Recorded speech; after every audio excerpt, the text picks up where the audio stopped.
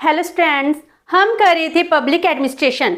Last session में हमने इसका मीनिंग एंड डेफिनेशन की, जिसमें हमने ये किया जो पब्लिक एडमिनिस्ट्रेशन है जिसमें गवर्नमेंट एक्टिविटीज इन्वॉल्व हैं, जिसमें पॉलिसी फॉर्मुलेशन से लेकर इम्प्लीमेंट तक all activities, all branches and at all levels, national level, central level, national level, state level and local level, हर एक लेवल इसमें इंक्लूड हो जाता है। तो पब्लिक एडमिनिस्ट्रेशन का जो स्कोप है बहुत ही ज़्यादा वाइड हो जाता है। तो इसमें सिस्टमेटिक स्टडी की जाती है जो भी गवर्नमेंट की एक्टिविटीज हैं, ये सब कुछ पब्लिक एडमिनिस्ट्रेशन में हम स्टडी करते हैं।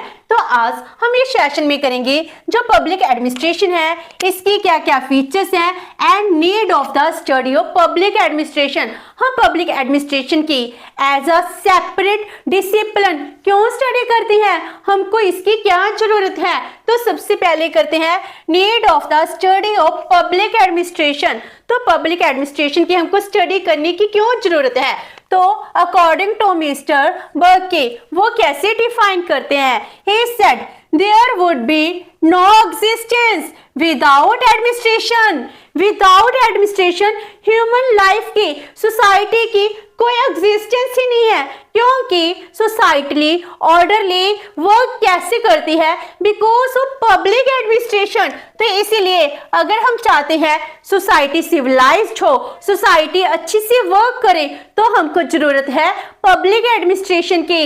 अगर हम अपनी डेली लाइफ की बात करते हैं तो हम डेली डायरेक्टली और इनडायरेक्टली कितनी ही वे से पब्लिक एडमिनिस्ट्रेशन में इन्वॉल्व होते हैं। अगर आप सुविधा केंद्र तक जाते हो, लेजिस्लेटिव, एग्जीक्यूटिव, जुडिशियल किसी भी ब्रांच से इंटरेक्ट होते हो, तो वो क्या है, वो भी पब्लिक एडमिनिस्ट्रेशन की ही एग्जाम्पल है। इससे भी ज्यादा सिंपल, अगर आप ट्रैफिक में इंस्ट्रक्शंस देने वाले जो पुलिसमैन खड़े हैं वो भी क्या है, पब्लिक एडमिनिस्ट्रेशन का ही पार्ट बन जाते हैं। तो पब्लिक एडमिनिस्ट्रेशन है बहुत ही इंपॉर्टेंट सब्जेक्ट बन जाता है। तो इसकी नीड क्यों है। First one is public administration is as old as human civilisation. जैसे ही ह्यूमन सिविलाइजेशन है जो एग्जिस्टेंस में आती है, तब से ही पब्लिक एडमिनिस्ट्रेशन है जो भी एग्जिस्टेंस में आई है। तो जो पब्लिक एडमिनिस्ट्रेशन है ऑल्दो पॉपुलर इस टाइम हुई है 20th सेंचुरी में, हम इसकी सेपरेट स्टडी करने लगे हैं, लेकिन जे ह्यूमन एग्जिस्टेंस के साथ ही चलती जा रही है। तो बहुत ज्यादा लार्ज कंटेंट है वो public administration that also exist on the ancient time. तो हमारे पास आज भी एशियन टाइम का बहुत ही ज्यादा लार्ज कंटेंट अवेलेबल है। तो जब हम एशियन टाइम की बात करते हैं, हम ह्यूमन सिविलाइजेशन के एग्जिस्टेंस की बात करते हैं। जब से एग्जिस्टेंस में आई है तब से ही पब्लिक एडमिनिस्ट्रेशन है वर्क कर रहा है। जैसे हम एपिक की बात करते हैं, हमारे महान ग्रंथ रामायण है, महाभारत है, इसमें मीन डिटेल दी हुई है कैसे पब्लिक एडमिनिस्ट्रेशन है वर्क करता है। कौटिल्य की बात करते हैं, उसकी सबसे फेमस बुक अर्थशास्त्र।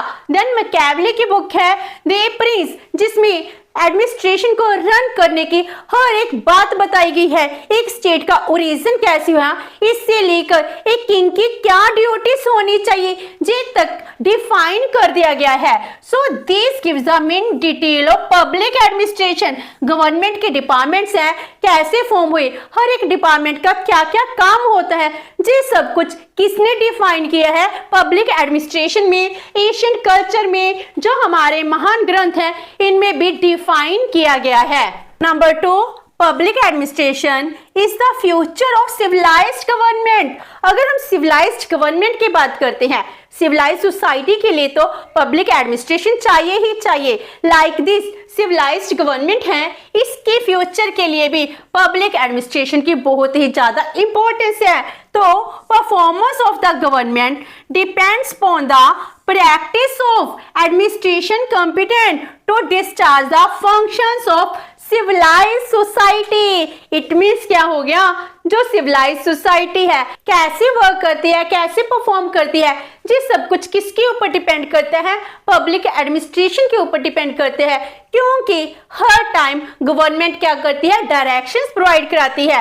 तो जैसी गवर्नमेंट की डायरेक्शंस होंगी, जैसी परफॉर्मेंस होगी, वैसे ही गवर्नमेंट सोसाइटी है वर्क करेगी। तो अगर कोई सोसाइटी, अगर कोई गवर्नमेंट है, कोई एडमिनिस्ट्रेशन है, अगर वो कोलैप्स होता है, इसका कोज क्या होता है, इसका कोज भी क्या होता है, जो पब्लिक एडमिनिस्ट्रेशन है अच्छे से वर्क नहीं कर रहा। तो society in now state directed, आज के टाइम में जो सोसाइटी है वो क्या बन चुकी है, स्टेट डायरेक्टेड सोसाइटी है। हर एक काम के स्टेट है, स्टेट ही डायरेक्शन देती है। सोशल, इकोनॉमिक, कल्चर रिकंस्ट्रक्ट हो चुका है, जो क्या डिफाइन करता है कि हमको सोसाइटी को वर्क करने के लिए स्टेट के एक्टिविटीज की जरूरत है।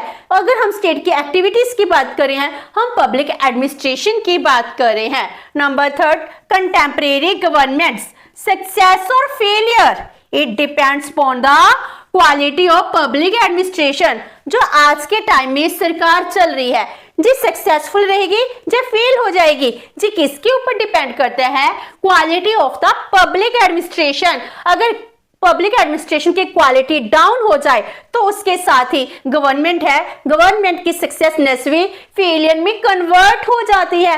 तो हमारी हिस्ट्री में कितने ही एग्जाम्पल है, अगर उनका पब्लिक एडमिनिस्ट्रेशन फेल हो गया, मशीनरी फेल हो गई, तो वो सरकार भी कोलैप्स हो गई। अगर हम मुगल एम्पायर की बात करते हैं, कितना बड़ा एम्पायर था, तो जब उनका पब्लिक एडमिनिस्ट्रेशन है वो कोलैप्स होना स्टार्ट होता है, इनएफिशिएंट हो जाता है, तो इसके साथ ही जो गवर्नमेंट है वो भी फेल हो जाती है।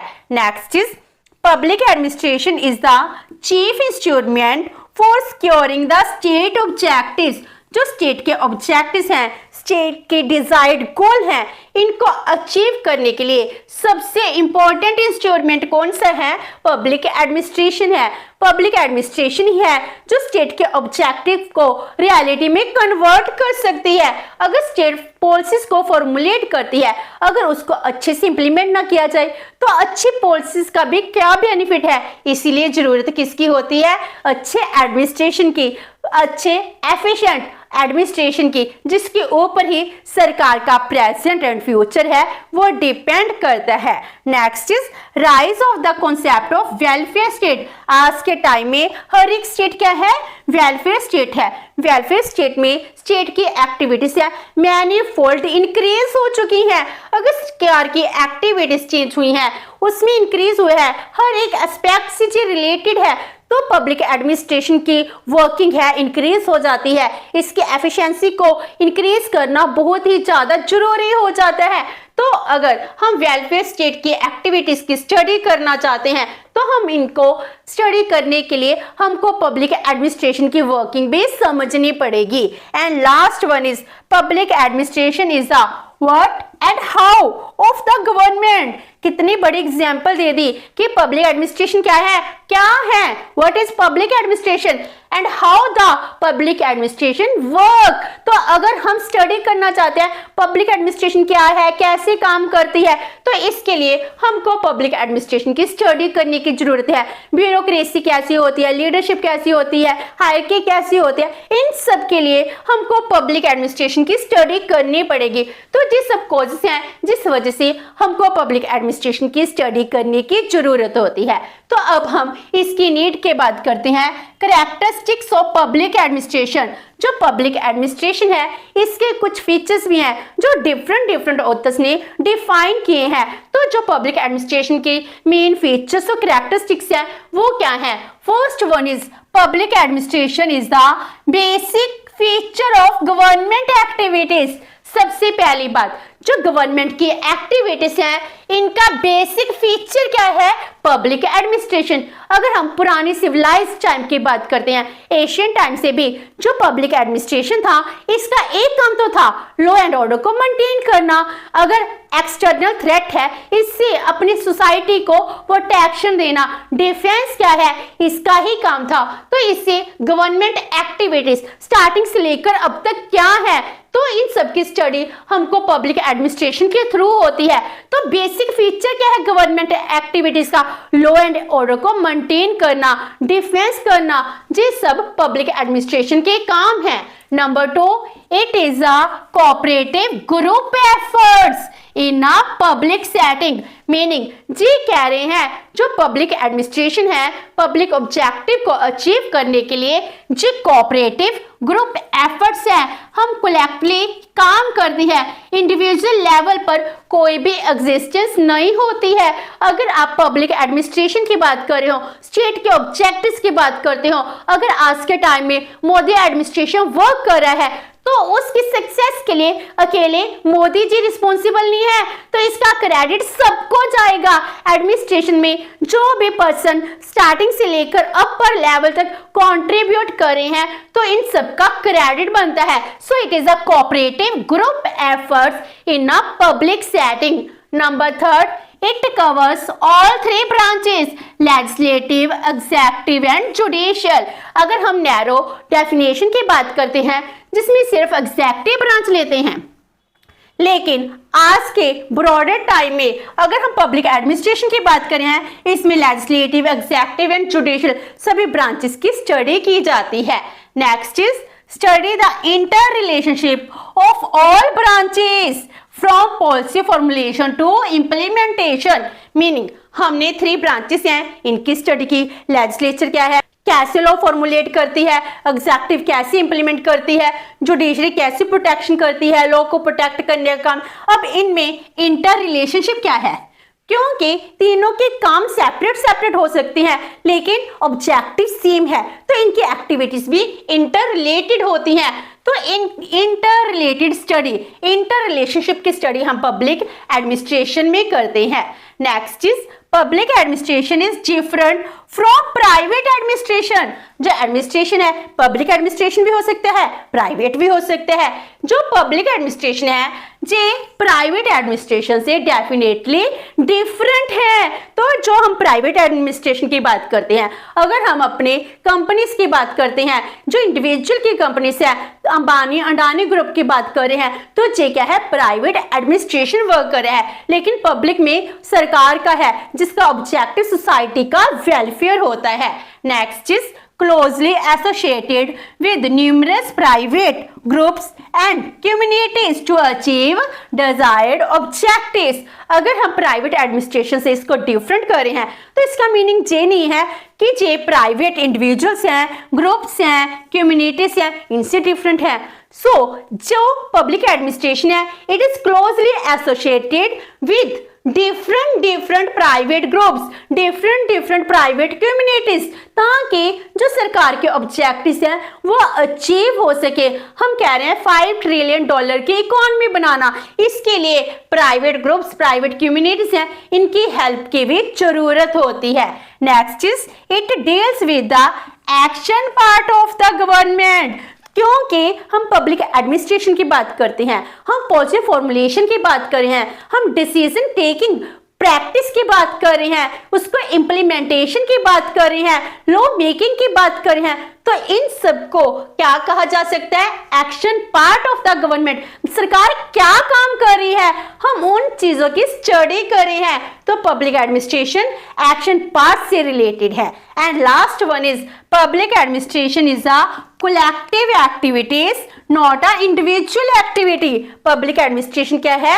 collective activities of all the administration, of all the members, of all the groups, ना कि जे इंडिविजुअल एक्टिविटी है। तो इस तरह जो फीचर्स हैं, फीचर्स ऑफ पब्लिक एडमिनिस्ट्रेशन है, पब्लिक एडमिनिस्ट्रेशन का मीनिंग और भी ज्यादा क्लियर कर देती हैं, जिसमें हम सभी ब्रांचेस हैं, सभी लेवल से लेकर स्टेट के ऑब्जेक्टिव्स को अचीव करने की बात करते हैं। तो इस तरह आज हमने इस सेशन में इसकी नीड एंड कैरेक्टरिस्टिक्स की। नेक्स्ट सेशन में हम करेंगे scope of public administration. Hope so कि आपको ये सेशन अच्छा लगा होगा। अगर आपकी कोई क्वेरी है तो post it comment box, and video अच्छी लगी तो please like and share with your friends. Thank you so much and have a nice day.